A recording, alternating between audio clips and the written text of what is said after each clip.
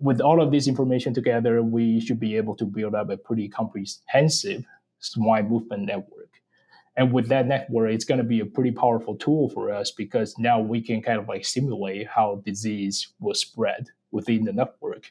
So if we got a disease started within a certain location in Ohio, how is it going to spread to other counties, other regions, or to other states? And also, if there is a disease coming from other states to Ohio. So this is one thing we can do. And with that disease spread pattern, knowing that we can also use that information to evaluate what control or surveillance approaches are going to be effective.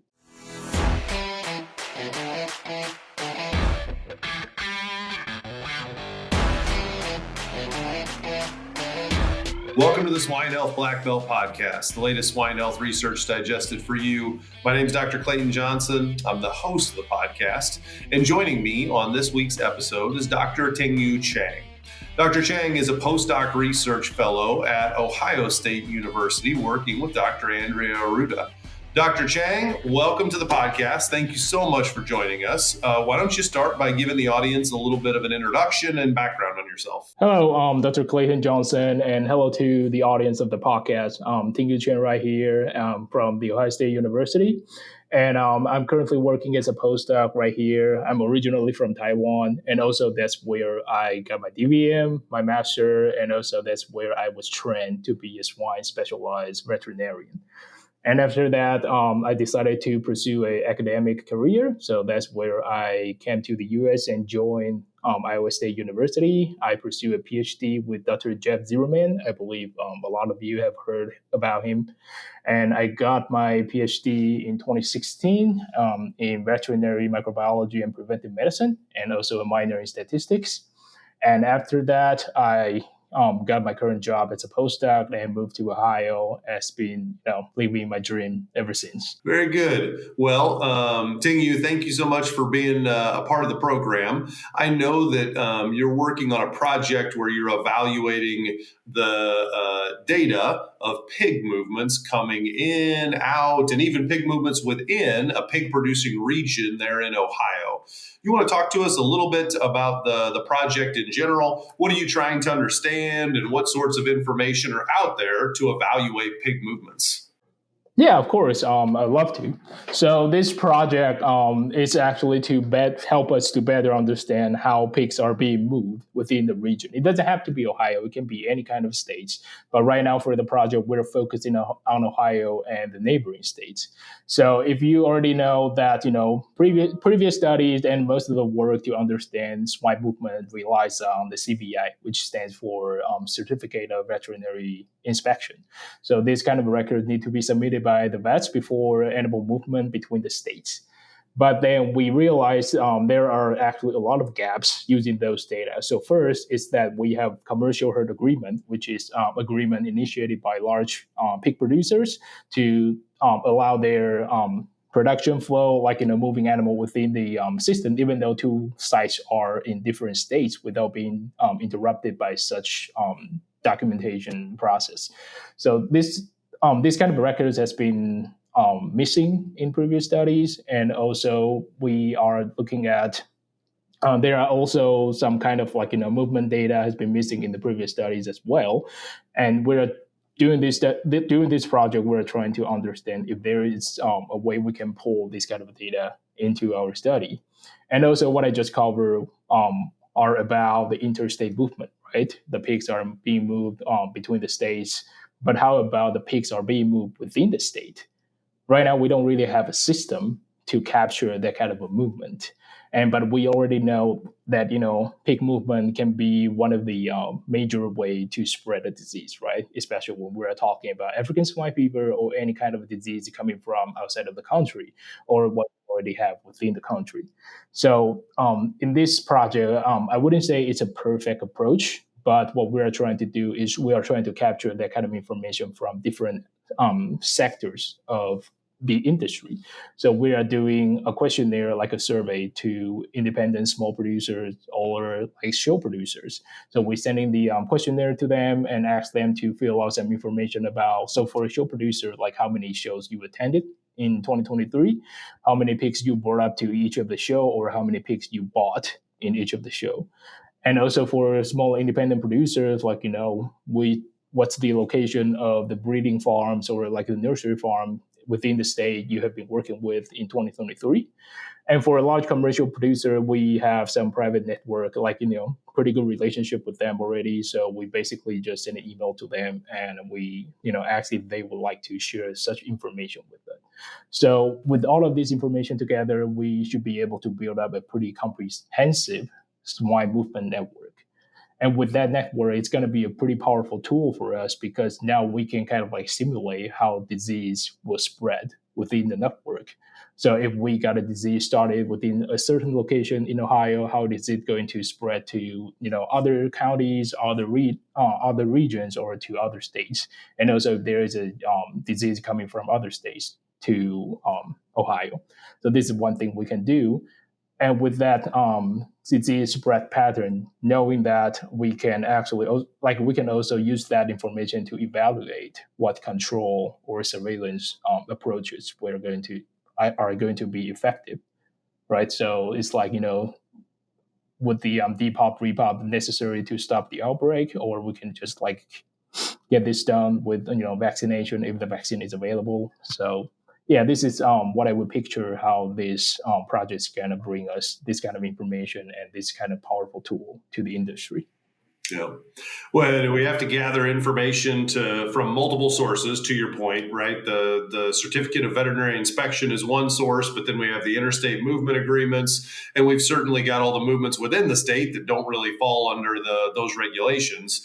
How easy or hard has it been in your experience, Ting-Yu, to merge those data sets? So assume you can get them all from the producers and the allied industry. When you get them, are they easy to just, copy and paste into one master database, or does it take a lot of transforming and manipulating the data to get it to match up and to put it all in one place where it can be analyzed? Oh, okay. Well, you know what? To be honest, I really wanted to say it's been an easy task, but it's actually not.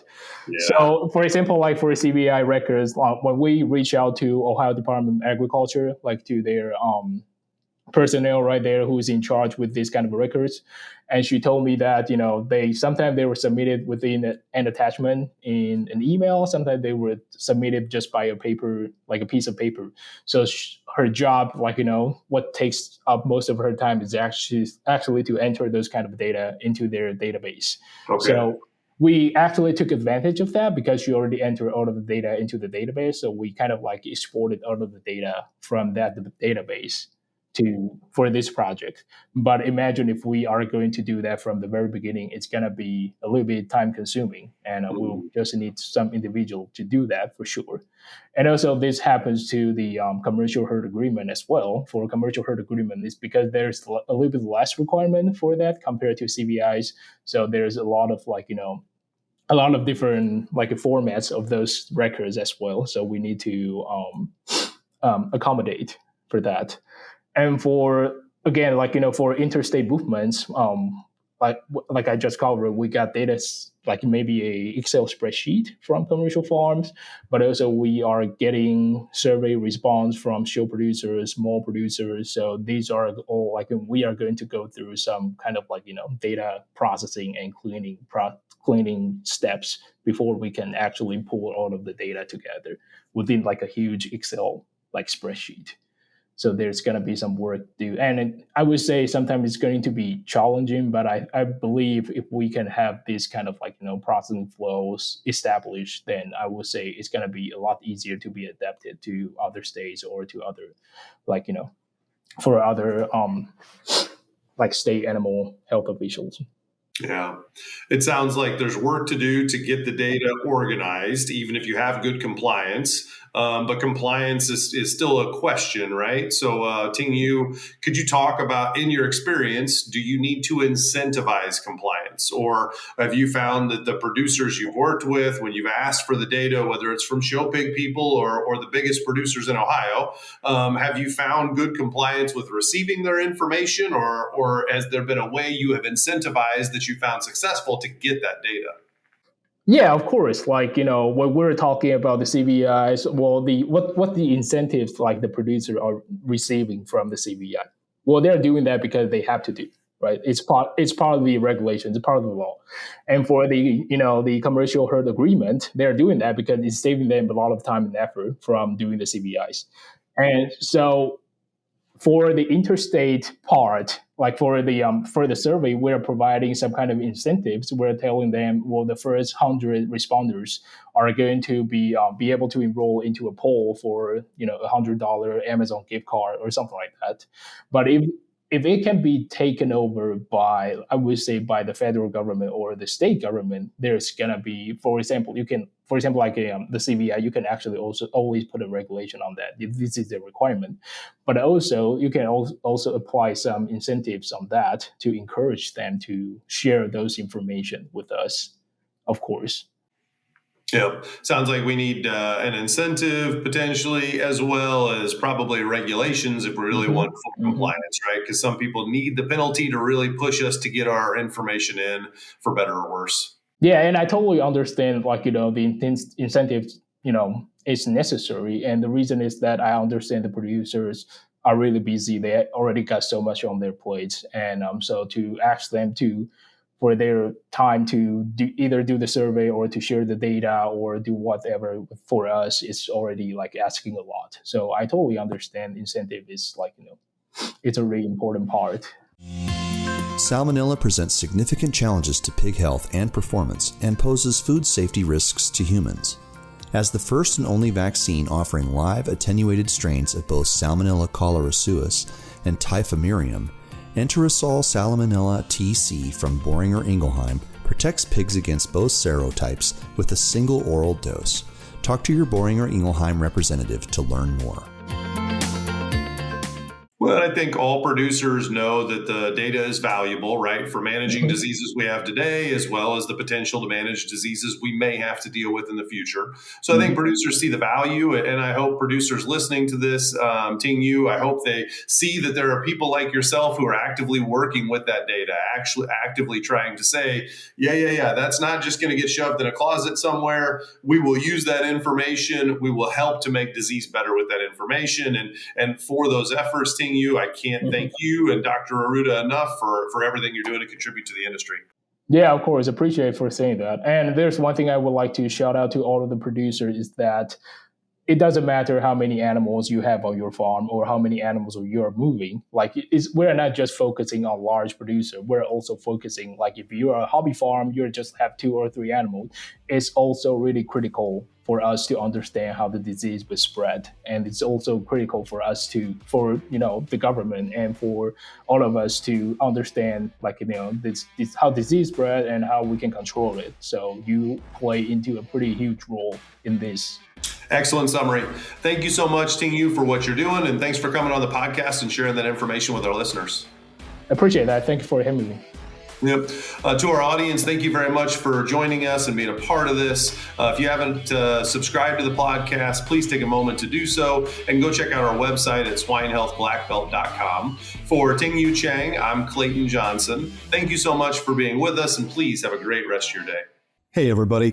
We're always searching for the latest and greatest research to share each week. If you have a swine health-related research trial and would like to come on the show and talk about it, share it with us, please feel free to email the research to hello@wisenetics.com. That's HELLO@WISENETIX.com.